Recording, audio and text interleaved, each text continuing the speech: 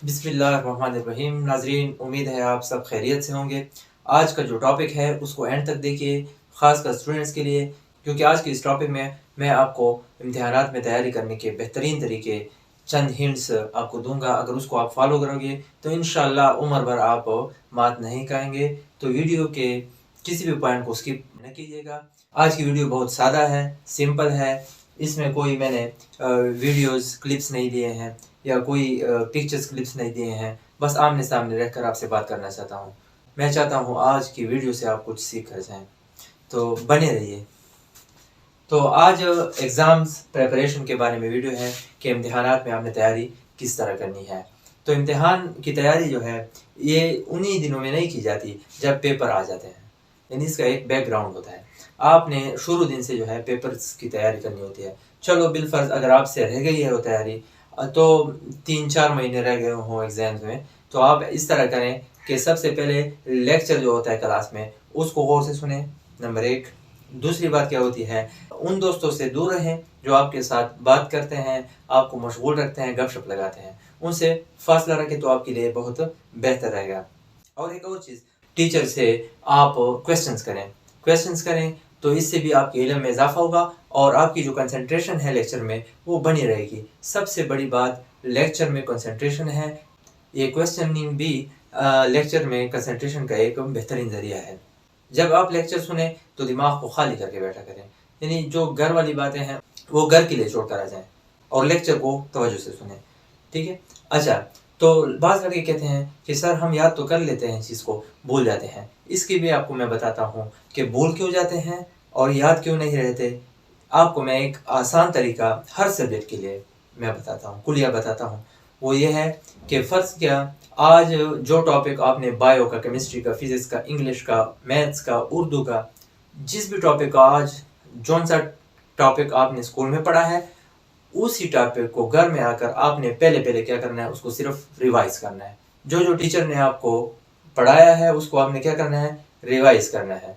Revise करने से क्या होगा, वो खाका, वो मिसालें, वो एग्जाम्पल्स, वो बातें जो टीचर ने आपको बताई है, वो सारी बातें आपके सामने आ जाएंगी, गोया कि आपने ट्यूशन पढ़ ली। तो वो सारी बातें, वो सारी लेक्चर वाली बातें आपके जहन में आ जाएगी। अच्छा, मैं आपसे ये नहीं कहता कि ज़रूर बिलज़रूर उस टॉपिक उसी दिन याद करें। बस आपने क्या करना है, सिर्फ उसको पढ़ना है, लेकिन भरपूर तवज्जो के साथ। इसमें क्या होगा, अगर वर्ड्स मीनिंग्स लिखे होंगे आपने, मुश्किल अल्फाज के मानी, वो आपको रिवाइज हो जाएंगे।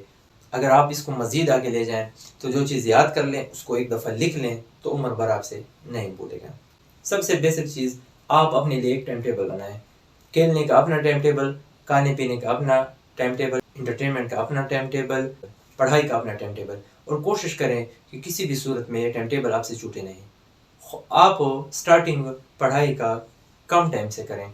बिलफर्ज आप अभी 15-20 मिनट दे रहे हैं पढ़ाई को, तो टाइम टेबल में इसी 15-20 मिनट से आप शुरू करें। पहले दिन 15-20 मिनट आप स्टडी करें, इस तरह दूसरे दिन 25 मिनट, तीसरे दिन 30 मिनट, फिर हफ्ते के बाद 35-40 मिनट कर लें। इस तरह 2 हफ्तों में इसे 40-45 मिनट तक ले जाएं।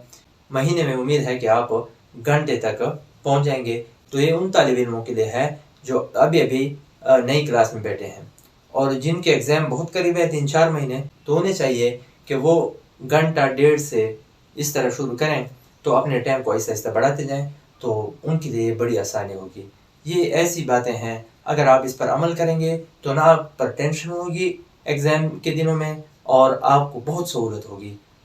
उम्मीद है इंशाल्लाह आप मुझे दुआ देंगे। एक बात, कभी कभी स्टूडेंट को शिकायत होती है कि कोई मुश्किल क्वेश्चन आ जाता है, उसका आंसर उन्हें नहीं आता, तो वो उसको स्किप कर देते हैं, छोड़ देते हैं। आपने ऐसा नहीं करना है। मैं अपने बचपन का एक वाक़या 1 मिनट में बयान करता हूँ। जब मैं छोटा था तो मेरे साथ भी यही होता था कि जो मुश्किल सवाल आता था तो उसको मैं स्किप कर लेता था। तो मैं एक डिटरमाइंड बच्चा वाक़ई हुआ हूँ। तो मैंने एक दिन बैठे बैठे सोचा कि जो मुश्किल सवाल है उसको मैं गौर ख़ौस के साथ पढ़ूँगा कि है इसमें क्या। तो ये तकरीबन 5-6 क्लास में जब मैं होता था तो मैं ख़ुद ही स्टडी करता था।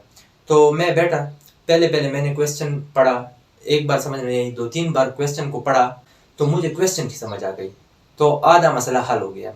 यानी आंसर याद करने से पहले आपने क्वेश्चन को समझना है कि क्वेश्चन में मांगा क्या है, क्या डिमांड है क्वेश्चन की।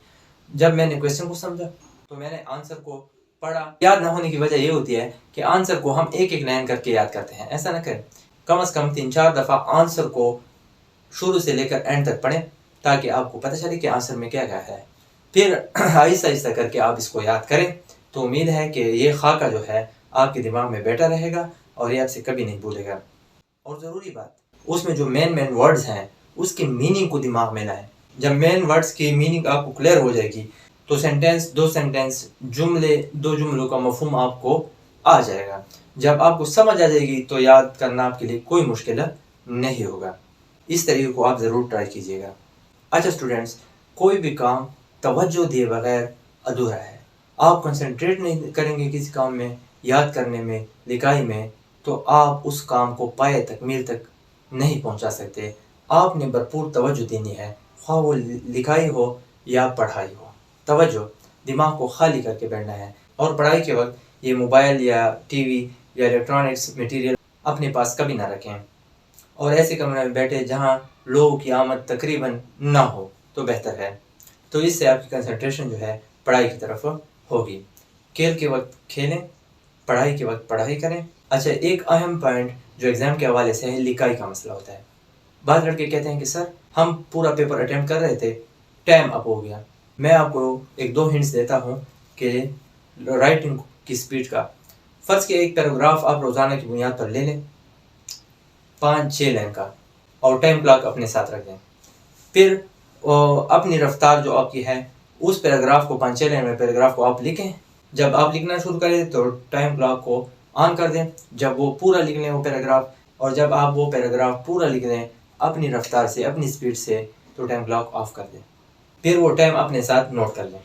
اسی طرح روزانہ کی بنیاد پر ایک پیراگراف 5-6 لائن کا یا اس طرح بڑھاتے جائیں تو 12-15 لائن کی آپ روزانہ مشق کریں, اور کوشش کریں کہ سپیڈ کو اس طرح آہستہ بڑھاتے جائیں تاکہ وہ ٹائم کلاک پر آپ کو اپنے رفتار کا علم ہو. یعنی ایک قسم کا ٹارگیٹ آپ کو ہو جائے گا کہ آج میں نے وہی پیراگراف 5 منٹ میں لکھ لیا, دوسرے دن 4 منٹ 50 سیکنڈ میں لکھ لیا, تیسرے دن 4 منٹ 30 سیکنڈ میں لکھ لیا. تو دیکھو نا, ایک چیلنج ہو جاتا ہے. انسان وہ چیز ایکسیپٹ کرتا ہے جس میں اس کو چیلنج نظر آتا ہے. تو ٹائم کلاک آپ کو ایک چیلنج فراہم کرتا ہے. تو اس طرح آہستہ کر کے آپ کہیں گے کہ آج میں نے مزید تیز لکھنا ہے. تو امید ہے کہ 1 مہینے کی مشق سے آپ کو بہت فائدہ ملے گا. ایک اہم بات, آپ زیادہ سوچا نہ کریں کہ ایگزام آئیں گے تو کیا ہوگا, پڑھائی مجھ سے ہوگی نہیں ہوگی, میں پڑھ سکوں گا یا نہیں. آج کا کام کل پر مت چھوڑو.